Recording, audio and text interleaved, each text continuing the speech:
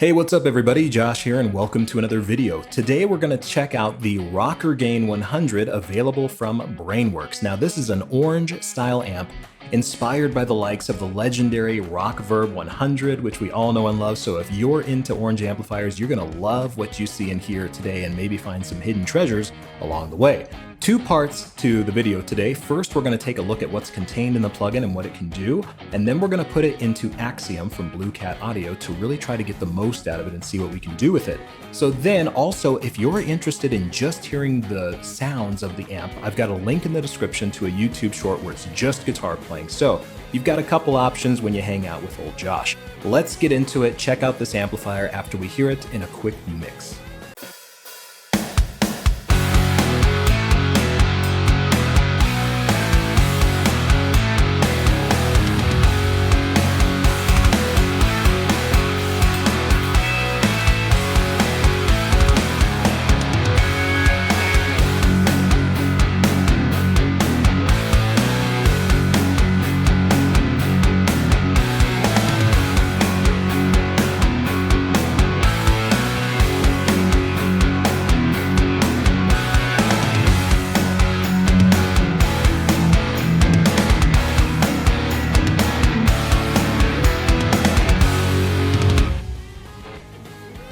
All right, so there you have it. There's the Rockergain 100 really doing what I like to do most with it, which is that old school, unapologetic, super British, fat rock tone, right? Stuff like this.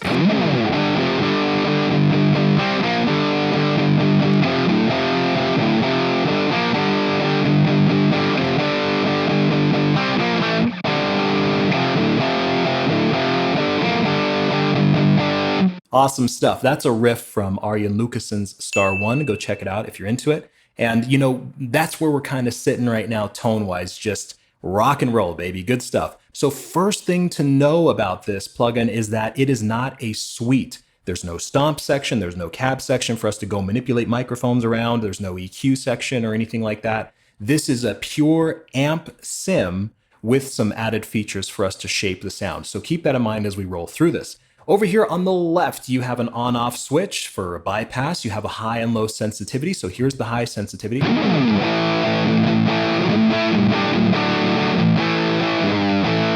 You know, pretty in your face, loud rock and roll. And then the low sensitivity.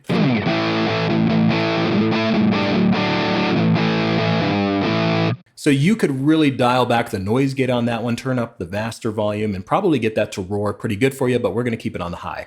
You have two channels in this amp. You have a dirty, which most of us are going to spend most of our time in, and then you have a clean channel. The dirty channel is controlled by the midsection, and then the clean channel by the far right. So nice and simple layout. Here's your master volume, and here it is from 0 to 100. And you'll notice that we're not getting this astronomical crazy increase in output. And that's because the master volume here is not just giving us noise, it is giving us saturation. It is giving us some push, some extra thickness. So feel free to have a bit of a longer leash with that master volume. And amps like this, when you really push that master volume, you start to get into some of those cool tones, and you can kind of quell it with your channel volume and your power soak to get the most from it. So all the benefits of that high master volume without exploding the computer or your neighbor's house, I should say. Anyway, whatever. Moving on from that. So there's your master volume. Then over here, you have your controls for the dirty channel. You have your channel volume control. You have your treble control, which I use like a presence control, basically. It's a very mid-forward amp, so unless you're cutting the mids, you probably don't need to do much with those. And then you'll notice I have the bass up a little bit, and there's a pretty long leash on the bass with this amp. So check this out. Now, unlike some of the other amps we've demoed on this channel, once we get the bass past 2 o'clock, it's not rumbling the walls down. And then the gain, same thing. Let's hear the sweep on that. So it's nothing earth-shattering, but there's plenty of it to get us where we want to go. So feel free to push this thing high.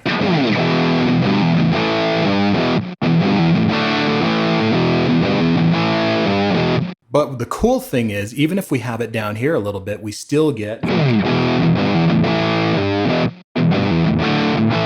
It's a little tighter, it's a little less saturated, so there's good things happening there. And again, this is an amp where you really want to almost kind of put everything at max and then just cut from there to see where you want to go, because everything kind of allows you to do that. So feel free to rock and roll with that. Moving on to the clean channel, here's how it sounds just the way it is.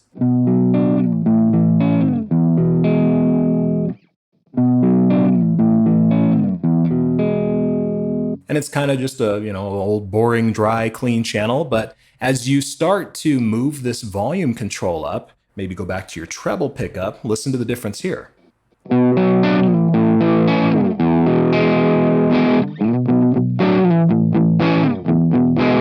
So you'll notice, okay, we're starting to kind of creep into different territory. And if we really crank that volume, we can get stuff like this.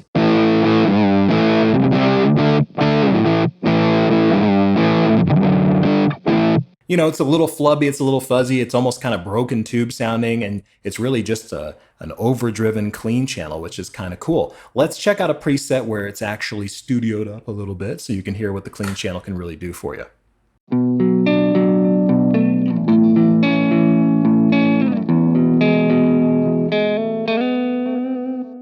That's what you get with the clean channel, is some versatility, but most of us are gonna spend our time on the dirty channel, no doubt. So we'll go back to that and go back to our preset here. Speaking of preset, there's lots of them to choose from.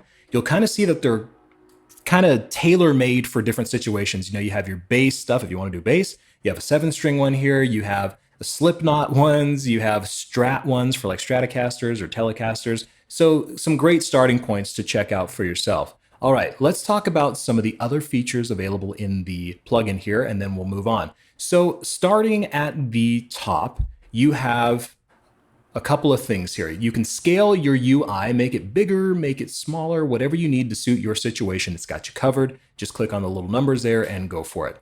Then you have an undo and redo feature. So if you're tweaking something and you say, oh man, I want to go back, boom. Or if you want to compare the two, whatever you like. And it remembers up to like 40 something moves. So you're covered. Then over here, you have this ABCD. What's that all about? Well, let's say I'm jamming on this. It's kind of a nice fuzzy tone. Let's go to the treble. And I say, man, I really like that, but I want to hear it with some delay on it. So I could hit copy, boom, go here, and then watch the knobs. When I hit paste, it goes right to where I copied it. I can go into the effects rack here, turn my delay on, get all that going.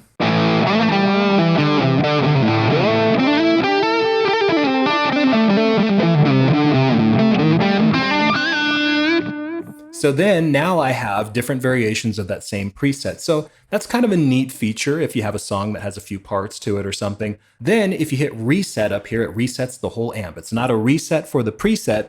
It is a reset for the whole amp where it noons everything out and you get back to not much. But you can hear how far we've come so far just with what we've done already. So let's get it back to business here. Now we're going to check out the effects rack. This is where things start to get a little serious for sculpting our tone, and I'm going to show you what these things do. So you click effects rack to get there, or you can click anywhere in the logo faceplate and it'll take you here. First, you have a built-in noise gate with your controls there. Then you have two different filter options, and this is where things get fun. So you have a high pass filter, which is the tight control, and here's how this one sounds. Okay, you can hear we're kind of getting crazy there, but what this basically allows you to do is if you have too much boominess, you can really quell that with that high pass filter. So if I am recording something that I want to be super tight without a lot of boominess, I might have it about here. But if I'm jamming and I want more low end, I'm gonna roll that back a little bit to about here.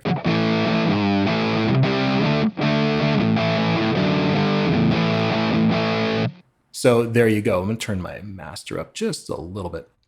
But anyway, you can use that in post after the amplifier, in pre before the amplifier to affect your DI signal, or you can have it off altogether. I like it in post myself. Then you have a smooth control, which is a low pass filter. So it's not quite as dramatic of an effect, but if you have pickups that are very hissy, for lack of a better term, or that pick up some harshness, this might be a great tool to help you smooth some of that off. Then you have your delay, the built-in delay. It's the only built-in effect. There's no compression, there's no reverb, there's no chorus. It's just delay, take it or leave it, they say. So here you go. You can adjust your milliseconds here. You can tap it. You have these buttons where you can double or half the tempo milliseconds. That's pretty cool. You have some subdivision options with the DAW, synced tempo, and then over here you have your typical controls. So here's what this sounds like.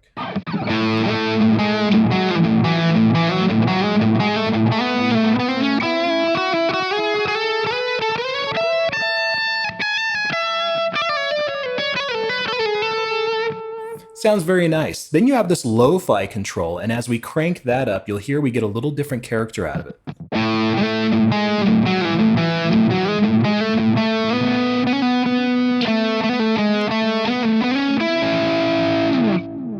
It kind of rolls off some of that feedback a little bit and gives it a little bit different character. It's kind of a subtle thing, but it's a cool thing. I don't use it a whole lot, but it is there. All right, talking about our power section controls, this is where things get cool. You have an input gain here. If you have a guitar that's maybe a little weaker on the front end and you want to push the amp a little bit, you have up to 20 dBs to do it with, and you heard what happened when we kind of started creeping up there. Or you can crank it back a little bit if you have a really high output guitar. For a guitar like this SG style one, I might do it at like a 2 just to kind of give it a little extra push.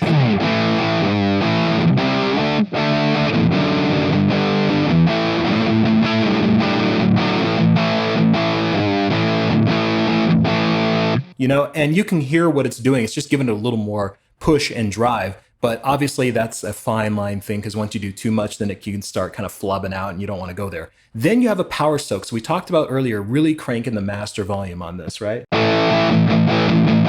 But if I had the master volume where, you know, if I had a real amp with a real cab and I was pushing it that hard, it would be a disaster. I'd be going to jail for noise disturbance. So the power soak allows you to actually quell that back a little bit.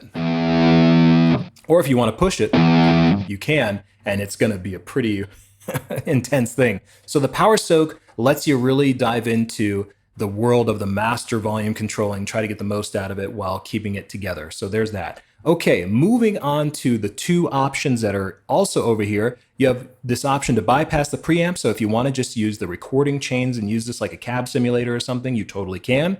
Or you can bypass the power amp if you want to use this to maybe process things other than guitar, which I don't see myself having a need for, but hey, they gave it to you as an option. So there you go. Let's talk about these recording chains real quick. This is pretty cool. So it's not just IRs here, it's actual recording chains that they have told us about. When you hit RC info, boom, this comes up and you can see exactly what you're playing through. So right now we have the Orange PPC 212 with V30s in it. Really good stuff. This is a microphone used. This is a preamp used. Awesome. So there's a lot to choose from in here, guys. 120 to be exact. So no slouching on this.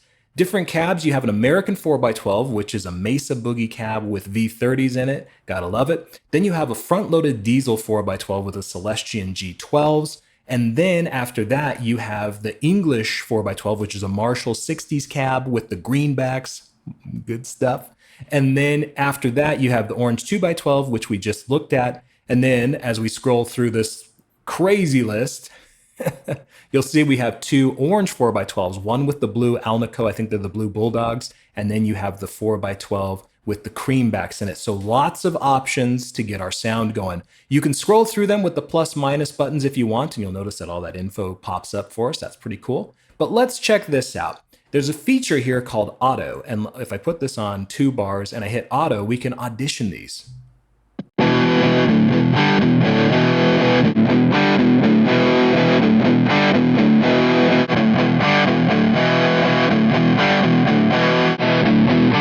You get the picture. Pretty cool stuff. You can go through and actually audition the riff you're going to play instead of just hitting one note and going through it. It gives a little different dynamic. And you can also do that for, you know, you don't have to start at the beginning. You can go down here and say, I just want to hear what the Marshall's stuff is doing. Okay, cool.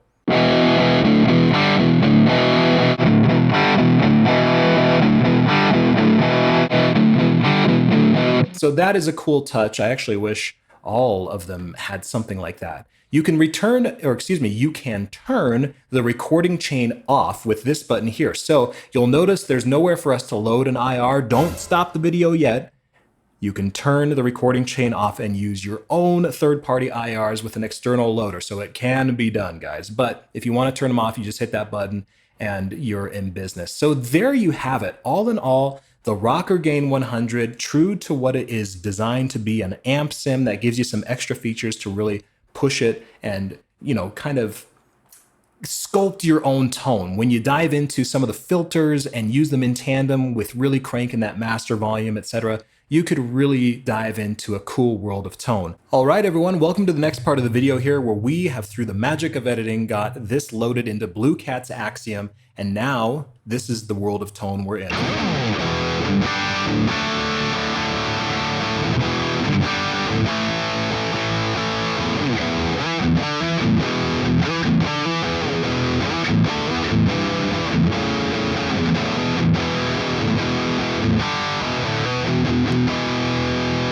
So that's more like it if you're here for the high gain rock and metal stuff. And what we're doing here using Blue Cat's Axiom is we're getting all of the utility of that program, which is incredible stuff. But we have a screamer in front of it and we're just really pushing the crap out of that level. And then you'll notice on the amp, we're not doing a whole lot here. This is pretty mellow. There's not much happening other than it being just kind of at default with the recording chain turned off, important, and the master volume pretty cranked. So easily we're getting the,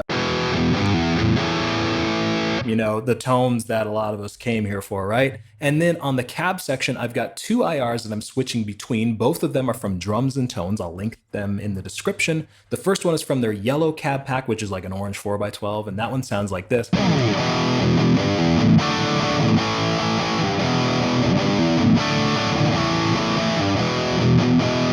Kind of raunchy, vintage sounding, really good stuff. And then we have the more modern sounding Mendel cab pack, and this is number one from that one.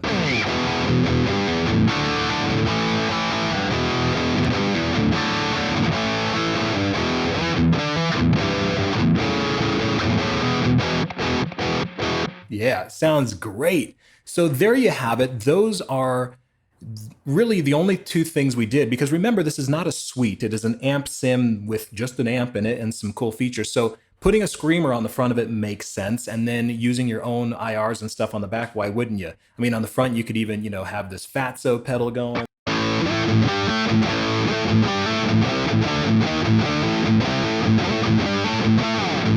All that fun stuff, transpose it if you want. Well, I don't know. I might have to check the settings on that.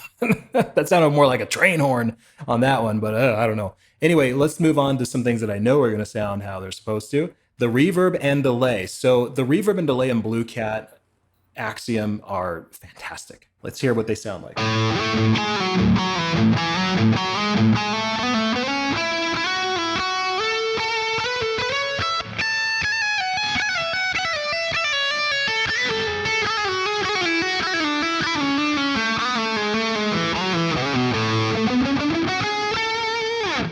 Really great stuff, and I just love the massive sound of that. It just sounds so good.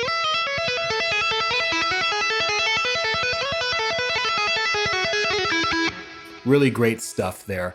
And again, we haven't changed anything on the amp. It's just adding the utility from Blue Cat, so pretty cool. I have a compressor here. I'm not really seeing a need for a compressor with this amp. It's pretty chunky. But then I also have this plugin, BX Shred Spread from Brainworx, another one from Brainworx that is kind of a stereo widener and adds a little sonic excitement. So let's hear how this sounds without it.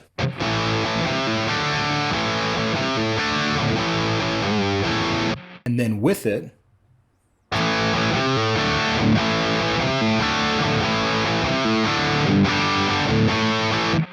pretty cool stuff. So let's say you want to use this for more intense metal stuff.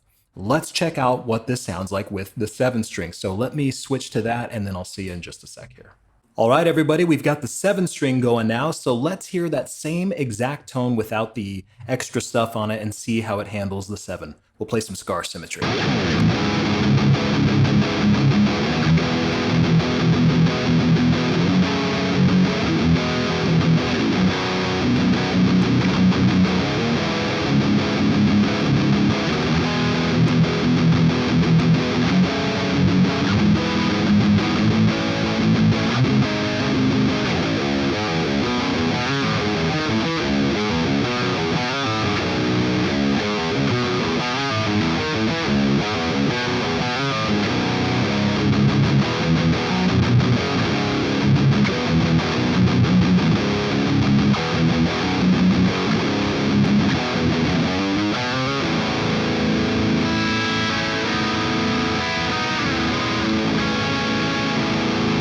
Sounds pretty darn good to me, although I kind of screwed up some of that pre-chorus there, but whatever, you get the picture. If you want to really lay into this amp with that 7-string goodness,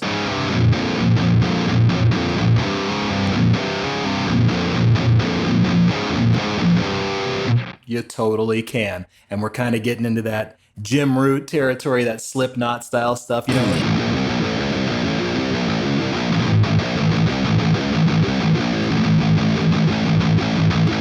Good stuff. So this can go there for all of your extreme metal 7-string stuff. If you want to take it there, go for it. It's great. So honestly, my final thoughts on it are this. As a standalone plugin, there's a lot of great treasures in it. If you are looking for that orange British rock stuff, you know, we got some good tones out of it without doing anything else. And in tandem with the effects rack and the awesome cabs they've got in there, it's great. However, I'm going to recommend that you use it in tandem with your other stuff like your Screamer, your external IRs and stuff to really get the most out of it. Now, as far as other options out there besides this one, you're talking like the ML Oracle, which may be a little more all-in-one and more of a suite. If that's what you're after, you may consider that. But this is another great choice. Now, what I'd recommend you do is watch Plugin Alliance. That's the website that this is sold on, because they have a lot of sales through the year. And sometimes you can get this as low as 30 bones. I think that's what I paid for it. So if you're on the lookout for it, get it on sale, add it to your collection. It's a wonderful piece of kit. It does some great things. All right. Thanks for hanging out with me on today's video. We'll see you on the next one. Like, comment, subscribe, all that fun stuff.